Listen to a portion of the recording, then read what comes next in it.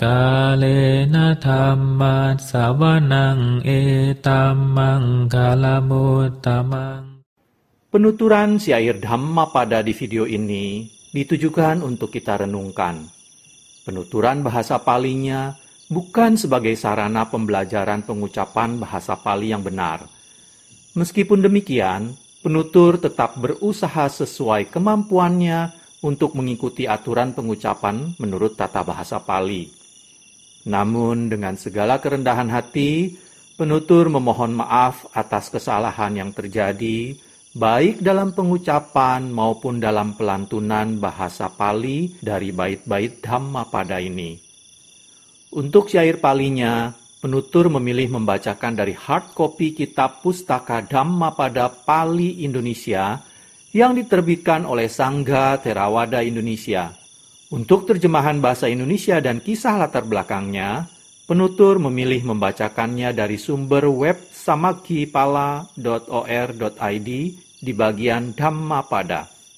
Semoga syair Pali Dhammapada beserta arti dan kisah latar belakangnya ini dapat kita renungkan sehingga membawa manfaat kebijaksanaan bagi kita semua. Semoga semua makhluk berbahagia. Sadhu, sadhu, sadhu. Terima kasih.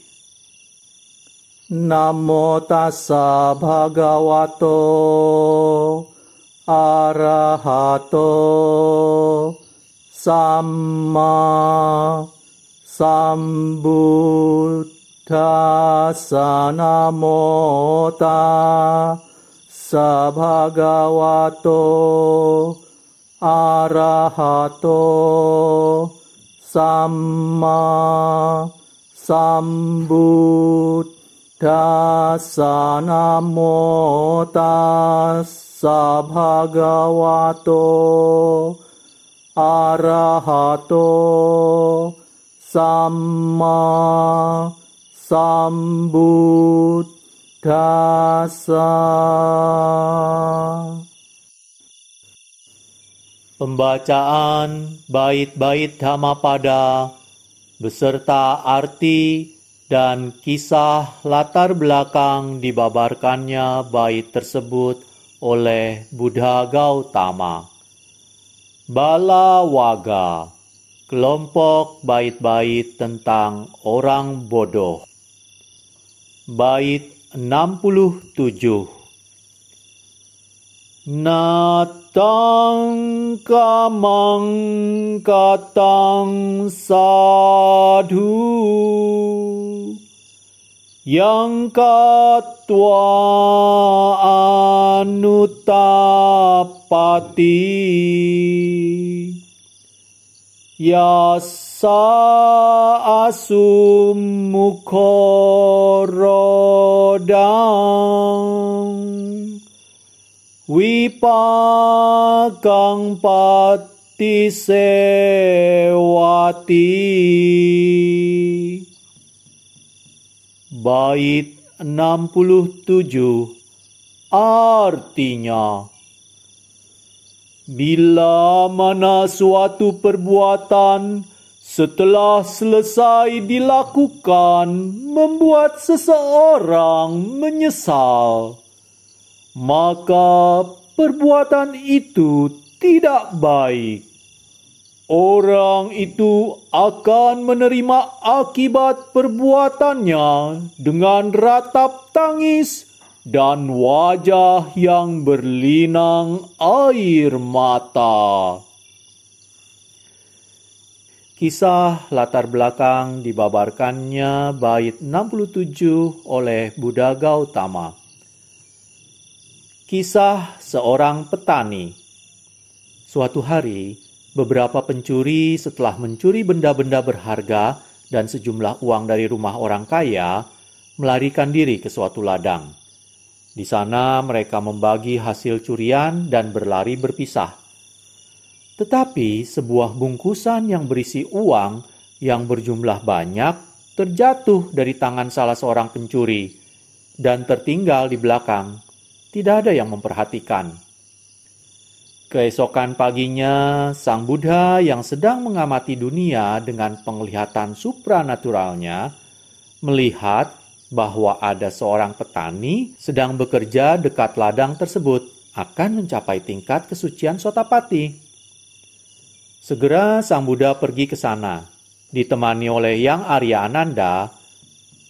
Petani tersebut ketika melihat Sang Buddha memberi hormat, kemudian melanjutkan kembali membajak sawah. Sang Buddha melihat bungkusan uang tersebut dan berkata, "Ananda, lihatlah seekor ular yang sangat berbisa." Ananda menjawab, "Ya Bante, itu benar-benar seekor ular yang sangat berbisa." Kemudian Sang Buddha dan Ananda melanjutkan perjalanannya. Petani itu mendengarkan percakapan tersebut di atas. Ia pergi mencari apakah benar ada seekor ular dan menemukan bungkusan yang berisi uang. Ia mengambil bungkusan itu dan menyembunyikannya di suatu tempat. Pemilik barang yang dicuri datang ke ladang mencari jejak para pencuri. Ia menemukan jejak kaki petani. Kemudian ia menemukan bungkusan uang. Ia menangkap petani itu dengan dakwaan sebagai pencuri dan menghadapkannya kepada raja. Raja memerintahkan orang kaya itu untuk membunuh petani. Ketika dibawa ke pemakaman, tempat petani akan dibunuh, petani itu mengulang kalimat, "Ananda, lihatlah, ada seekor ular yang sangat berbisa." "Bante, saya melihat ular. Sungguh-sungguh seekor ular yang sangat berbisa." Ketika pegawai raja mendengar percakapan antara Sang Buddha dan Ananda diulang-ulang selama dalam perjalanan, mereka kebingungan dan membawanya menghadap raja. Raja menyangka bahwa petani itu memanggil Sang Buddha untuk dijadikan saksi. Beliau kemudian meminta kehadiran Sang Buddha. Setelah mendengar segala keterangan apa yang terjadi pagi hari itu dari Sang Buddha, Raja mengatakan, apabila ia tidak dapat memanggil Sang Buddha sebagai saksi yang menyatakan ia tidak bersalah, orang ini akan dibunuh. Kepada petani itu, Sang Buddha berkata, "Orang bijaksana seharusnya tidak melakukan sesuatu yang akan membuatnya menyesal setelah melakukannya." Kemudian Sang Buddha membabarkan bait 67 berikut.